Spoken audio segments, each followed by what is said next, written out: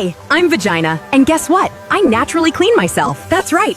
I have healthy discharge that helps flush out bacteria and keep things balanced.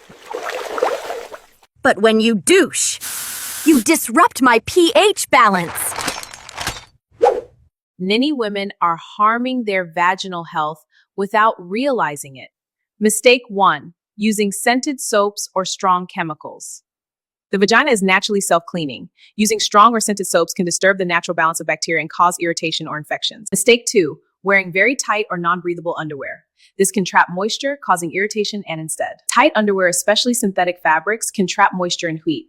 This creates an environment where bacteria and yeast grow easily. Mistake 3. Overwashing or douching. This disrupts your natural pH and flora. Stick to gentle external cleansing only. Some women think washing inside the vagina keeps it cleaner, but this can actually remove healthy bacteria and increase the risk of infection. The safest approach is simple. Keep the area clean with mild soap externally, wear breathable cotton underwear, and avoid harsh products.